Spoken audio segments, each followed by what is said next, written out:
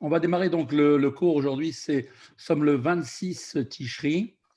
Et donc, on avait vu hier que Akadosh Baruch Hu,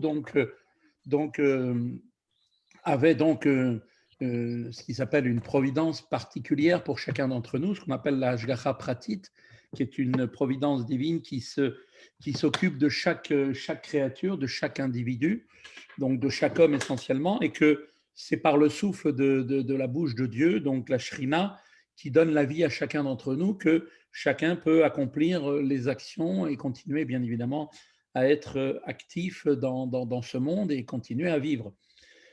Et que si Dieu retirait son souffle, eh bien, chaque créature retournerait donc au néant.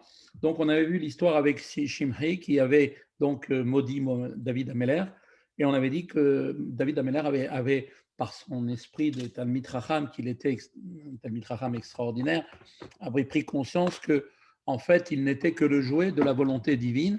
Maintenant, donc Shimri a effectivement par son libre arbitre, parce que chacun a quand même la possibilité de faire ou ne pas faire, l'avait donc insulté, l'avait maudit, et donc il avait vu à travers ce message, donc en fait c'était la Hashgacha Pratit, donc la providence divine qui s'adresse à chaque être humain, qui est donc présente sur chaque être humain. Maintenant, nous allons maintenant aborder cette dimension-là de la Hashgacha Pratit qui s'adresse aussi pas seulement au règne humain, mais à tous les règnes en général, que ce soit le minéral, végétal, l'animal. Tout est régi par la providence divine, à tel point que nous dit le Baal Shem Tov, que même la manière quand une feuille se détache d'un arbre et comment elle va tomber avant de tomber, le nombre de circonvolutions qu'elle va faire dans l'air avant de se poser par terre, tout est voulu et que tout a été fait d'une manière très, très précise, dans un plan extraordinairement formidable de toute la création tout entière. Chaque cellule, chaque chose qui est dans ce monde n'est mue que par la volonté de Dieu. Alors, on va continuer donc, et c'est ce qu'il nous dit, Vezeu ki Hashem amarlo bet haïm amash kalel et David. Et comme on avait vu hier, effectivement, on avait vu que donc Dieu s'était dit à lui-même que puisque que Simhi l'avait maudit, eh bien, il avait dit, c'est Dieu qui lui a dit à cet instant-là, en fait, il proférait ses insultes, injurie David. Donc, Dieu fit cela en donnant à Shemhi, à cet instant, même la vie et le pouvoir de s'exprimer.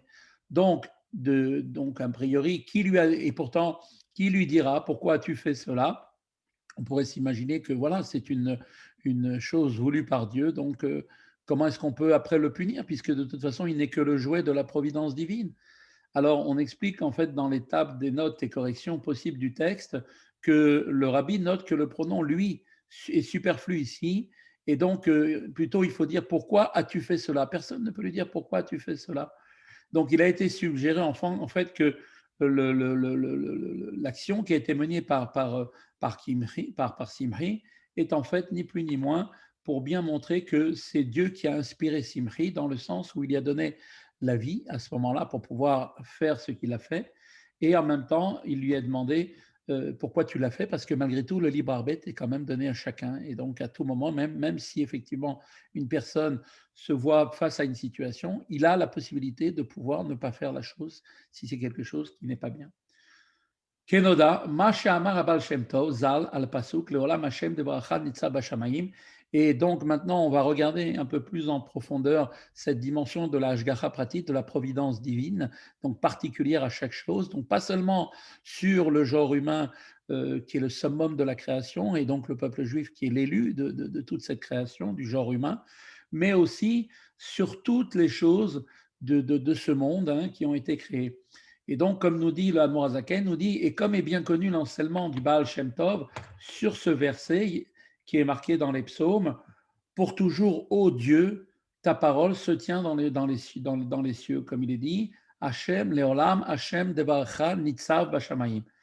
C'est-à-dire que chez Tziruf Otiyot, chez Nivreu Behem Hashamayim, chez Umamar Yirakia, eh bien, qu'est-ce que veut dire le sens de cet enseignement de David Ameller dans les Teilim? C'est qu'il veut nous dire par là que les lettres par lesquelles les cieux furent créés, c'est-à-dire Yirakia, d'accord, qui est marqué dans Bereshit, qu'il y ait un firmament, eh bien, ce sont ces lettres-là, par les combinaisons de ces lettres qui ont le pouvoir de créer à chaque instant, de renouveler de manière totalement, de manière conséquente, immédiate, de manière régulière, ce retour à la création ex nihilo, eh bien, permettent donc aux cieux d'exister. Et donc, c'est par ces mots-là, Yehirakia, que le ciel existe. Donc après, pour toutes les créatures, chaque créature tire sa force d'une combinaison des lettres qui ont été prononcées parmi les 10 paroles de la création du monde.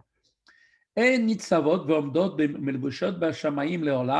donc ces lettres de la parole divine se tiennent et restent revêtues donc des cieux pour toujours, afin de leur donner la vie et l'existence. Donc ce qui veut dire que, en fait, les lettres de la parole de Dieu deviennent l'âme, si on peut dire, l'âme qui donne la vie, l'existence à la chose elle-même. Donc, Yehirakia sont les paroles qu'il y a un firmament, sont les paroles, les lettres formées par ces paroles, la combinaison des lettres et les mots sont en fait la Neshama qui donne la vie aux cieux. Et donc, Rabbi Shlomo Zalman explique dans le Shar HaYechud Va'emuna qu'on avait vu qu'il en va de même pour toutes les lettres et de tous les éléments de la création. Chaque élément de la création, chaque créature a une combinaison de lettres qui lui est appropriée et qui lui devient en fait sa neshama et lui donne cette force vitale de pouvoir continuer à exister de manière ex nihilo, à partir du néant. Velo ke a philosophim shekofrim b'ashgacha pratit, et non pas comme le pensent les philosophes qui, eux, nient en fait la providence, parce que les philosophes, c'est la science de la sagesse, mais uniquement humaine, la réflexion par la pensée humaine. Eux ont totalement et toujours, donc, en fait, nié la providence individuelle exercée par le Créateur sur chaque élément de la création. Et donc, ils ont comparé, en fait, dans leur fausse analogie, l'œuvre de Dieu qui crée le ciel et la terre à l'œuvre de l'homme et de ses artifices, ce qui n'a absolument aucunement possible de comparaison. Car Dieu, lui, quand il crée, comme on le dit, car l'objet, quand il sort effectivement de la main d'un orfèvre, eh bien l'objet à partir du moment où il a été créé, n'a plus besoin des mains de l'orfèvre, car bien que ses mains aient quitté l'objet, celui-ci, cet objet, demeure intact de lui-même, il n'a plus besoin de l'intervention de l'orfèvre.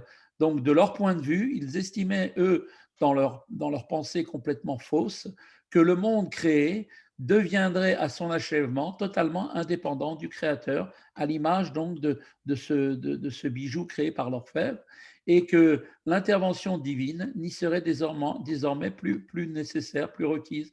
Et donc, ils ont nié par leur concept erroné la notion de providence divine et l'implication constante de Dieu au sein de la matière.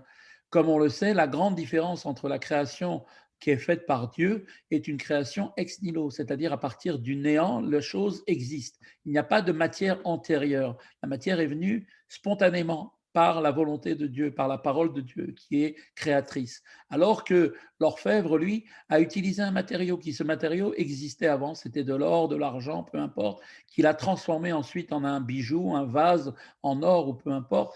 Et à ce moment-là, effectivement, le vase n'a plus besoin de lui pour continuer à exister, puisque étant formé de la matière, qui elle-même, cette matière est formée par Dieu ex nihilo, eh bien, l'objet, effectivement, n'a plus besoin de l'orfèvre. Mais là, pour la création, et c'est là leur erreur, ils ont pensé que la terre elle-même était à l'image de cette création d'un orfèvre, d'un artisan, chose totalement erronée. ותר מהראות העיניים ההבדל גדול שבין מעשה אנוש ותרבולותיו, שהוא יש מיש, רק שמשנה הצורה ותמונה, comme je viens de vous le dire. Donc, leurs yeux, donc à ces philosophes qui en fait, leurs yeux étaient englués de sorte qu'ils étaient incapables de voir la grande différence entre l'œuvre de la main d'un homme et donc de ses artifices, qui consiste l'homme à faire quelque chose à partir d'une autre chose, c'est-à-dire à partir d'une matière déjà existante. Donc on va changer, on va simplement transformer la forme et l'apparence, mais la matière elle-même, elle est là. Il y a effectivement une matière première qui a existé. Le travail de l'artisan, comme on vient de dire, consiste uniquement à donner une forme à une matière d'ores et déjà existante, mais en outre, l'imposition d'une forme par l'artisan ne modifie en rien l'organisation première de la matière travaillée. L'or, même s'il est transformé dans sa forme, il est plus sous forme d'un lingot, par exemple, il a pris la forme d'un vase, ça n'a pas changé la matière de l'or. D'accord? L'or reste toujours de l'or. Par nature, donc cet or a pu être modelé, façonné de toutes sortes de manières. L'artisan ne fait uniquement qu'utiliser cette propriété que la matière peut être transformée, peut être modifiée, modelée, d'accord, de manière différente selon différentes stratégies professionnelles, selon l'artisanat de chacun. Il ne change par contre cette matière nullement la structure de la matière, cette nouvelle forme qu'il a apportée par l'objet sur laquelle porte effectivement son ouvrage. Ainsi, l'ouvrage façonné devient-il totalement indépendant de l'artisan. Ces penseurs que sont ces philosophes n'apercevaient donc pas la distinction fondamentale qui sépare l'ouvrage de l'artisan avec Maaseh Shamayim Vaaresh et Yesh Ma'in et l'œuvre de Dieu du ciel et de la terre qui est une création ex nihilo, c'est-à-dire la création de quelque chose à partir du néant. Eux, ils n'étaient pas capables de comprendre ça dans leur erreur. Avant d'être créés, le ciel et la terre n'existaient en aucune manière. La création a produit leur existence ex nihilo dès lors qu'elle introduit une nouveauté totalement radicale, conclut Rabbi Shneur Zalman, l'œuvre créatrice doit être renouvelée incessamment.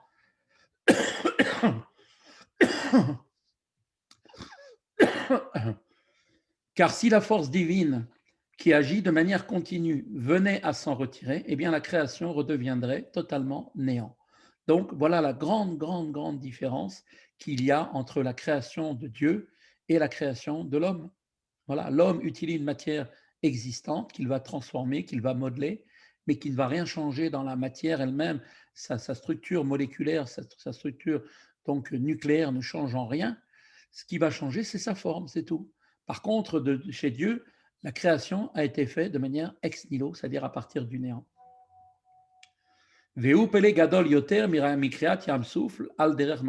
cela, la création ex nihilo, est bien plus grande et merveilleuse, une grande merveille que l'ouverture de la mer, comme on dit, de la mer Rouge, pour prendre par exemple, vous voyez, car quand Dieu a ouvert la mer Rouge, il est dit qu'à ce moment-là, Dieu dirigea la mer avec un puissant vent de l'Est toute la nuit durant, et ensuite les eaux se sont fendues. Et donc, comme c'est marqué dans l'Exode, donc ces eaux-là, qui normalement, de par nature, se tiennent donc vers le bas, ont l'habitude d'être fluides, de couler, c'est un liquide, eh bien, elles sont devenues droites comme une muraille, comme si c'était de la pierre. Mais par le fait du vent, de ce vent d'est que Dieu a fait souffler durant toute la nuit, c'est ce qui a provoqué effectivement cette merveille, ce miracle extraordinaire. Mais même ce miracle extraordinaire que l'on appelle ainsi, eh bien, n'est rien par rapport à la création ex nihilo qui, elle, a fait apparaître à partir du néant total une chose qui n'était pas là avant. Et comme il est dit, si Dieu aurait interrompu le vent un seul instant au moment de l'ouverture de la mer Rouge, alors les eaux seraient de nouveau écoulées vers le bas selon leur nature et leur voie, et ne seraient plus du tout tenues comme une muraille. Donc c'est parce que le vent soufflait que la muraille s'est tenue. Mais maintenant que le vent a soufflé et que ça a donné une muraille, c'est un miracle exceptionnel. Mais l'eau est restée dans sa nature. Donc, à partir de sa nature, elle a changé, elle a été modelée à l'image un peu de ce que fait l'artisan. Et donc, elle a changé complètement sa nature. D'être un liquide qui coule, eh bien, elle est devenue dure comme de la pierre. Mais la matière existait déjà. Alors que créer effectivement à partir du néant, c'est un miracle extraordinaire. Et ça, on le constate à chaque instant que nous vivons, à chaque moment où on respire. Comme il dit Kol Neshama Alelia, comme il est dit dans le verset de Teilim, ne lis pas Kol Neshama, mais Kol Neshima. Pour chaque respiration, tu dois remercier Dieu parce que à chaque respiration, eh bien, se renouvelle complètement ta personne. Tu es recréé à chaque instant, à chaque seconde, à chaque fraction, d'une manière tellement rapide que l'œil n'a pas la possibilité de pouvoir le constater. Mais c'est un mouvement constant de va-et-vient entre le retour au néant et le retour à l'existence. Donc ça se fait de manière spontanée. Les choses sont tellement rapides qu'on ne peut même pas s'en rendre compte. Et c'est ce qui est marqué d'ailleurs dans le Shar Ayachud Vaimuna, le Admor Azaken explique là-bas, ajoute les mots sans l'ombre d'un doute. Ça veut dire que vraiment les choses seraient revenues à leur nature normale dans l'ouverture de la mer Rouge. Si Dieu avait arrêté le vent un seul instant, alors les eaux seraient redevenues ce qu'elles étaient, c'est-à-dire un liquide. Bien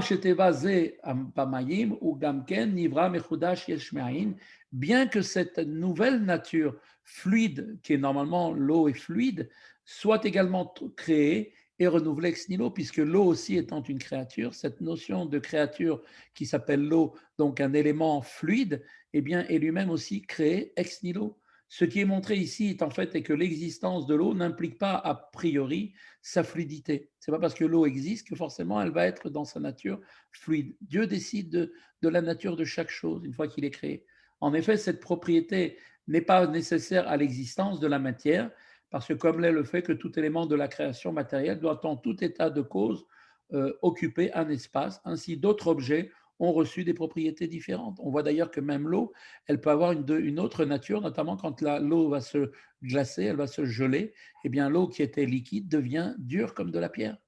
Donc on voit bien que la notion de modification de la matière ne va pas avoir une contradiction avec sa création ex nihilo, qui reste au départ de faire une créature qui s'appellera l'eau. Car on sait très bien que concernant la pierre, qui est de par définition, de par nature, est quelque chose qui est dur, donc eh bien, une muraille de pierre, on le sait très bien, tient d'elle-même debout, sans l'aide d'un vent quelconque, c'est seulement qu'ici, effectivement, c'est parce qu'ici, dans l'ouverture de la mer Rouge, eh bien, ce n'était pas la nature de l'eau. L'eau n'a pas pour nature d'être comme la pierre. Donc, le changement qui a été dans la nature de l'eau, mais il n'y a pas eu un changement dans l'existence de l'eau. Vous voyez la différence? Voilà. Donc, ce qui vient de te dire, donc, eh bien, il ressort que l'ouverture de la mer Rouge se dressant comme une muraille ne saurait être regardée comme une nouveauté essentielle, une création yesh me'ayin ex nihilo. Non, elle ne consiste qu'en la modification d'un existant d'ores et déjà présent qui, de fluide, acquiert momentanément la verticalité d'une muraille et donc avec ses capacités comme un mur de pierre, donc sa rigidité. Et il ne s'agit donc pas là d'une création ex nihilo, yesh me'ayin, mais seulement d'une transformation d'une existence à une autre forme de cette existence. Pour autant, et parce que la propriété de se tenir ainsi dressé est radicalement nouvelle pour l'eau, la force qui est en cause ici, le vent, doit agir continuellement pour la maintenir. L'erreur commise par les philosophes, eh bien, à laquelle répond le Tanya, apparaît donc d'autant plus grande. On vient de le voir, le changement radical d'un existant déjà créé suppose le maintien de la force à l'origine de cette transformation. Et non pas comme ils disaient eux disaient que quand l'objet a été transformé, il n'a plus besoin de son artisan qui l'a fait. D'accord. La matière de l'or qui a été travaillé par l'orfèvre, quand il est devenu un vase, le vase n'a plus besoin de l'intervention de l'orfèvre. Alors que là, dans l'ouverture de la mer Rouge, si le vent s'était arrêté un seul instant, et le vent, c'est en fait l'action de Dieu, si Dieu n'intervenait pas à chaque instant, l'eau serait redevenue comme elle était dans sa nature première, c'est-à-dire d'être liquide. Donc encore erreur, encore une erreur qui dit que de toute façon, toute création chez Dieu nécessite toujours la présence et l'action continuelle de l'intervention divine. Et donc, le changement radical d'un existant déjà créé suppose le maintien de la force à l'origine de ces transformations.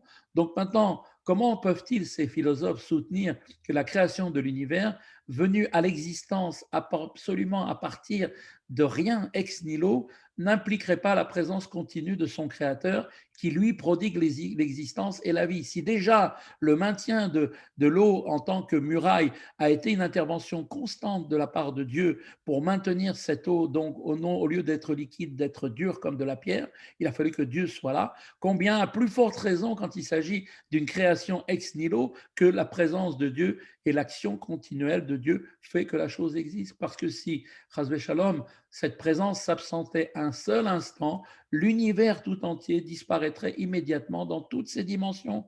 Tout retournerait au néant. Ainsi, comparer l'œuvre du créateur et les travaux de l'artisan n'a vraiment aucun sens. Et c'est en cela qu'ils se sont complètement fourvoyés dans leur pensée totalement erronée. Et d'autant plus et a fortiori en ce qui concerne la création ex nihilo, qui elle-même, Sheul Ma'ala Minateva, qui cette création transcende la nature, et qui est encore bien plus merveilleuse et plus prodigieuse que l'ouverture de la mer Rouge. Alachat Kama Vekama, et donc combien plus, à plus forte raison, chez Beistalkut Chaz Veshalom, que si la force du Créateur se retirait de la chose créée, que Dieu préserve donc un seul instant, eh bien, Yashuv Anivra Leen Ve'efes Mamash, eh bien, l'être retournerait au néant et au rien totalement absolu. Et là, et au contraire, pour que la créature continue d'exister, tout l'ensemble de la création continue d'exister, eh bien, il y a besoin de la force agissante et créatrice qui doit résider continuellement dans l'être qui est créé afin de lui donner la vie et l'existence de manière continuelle.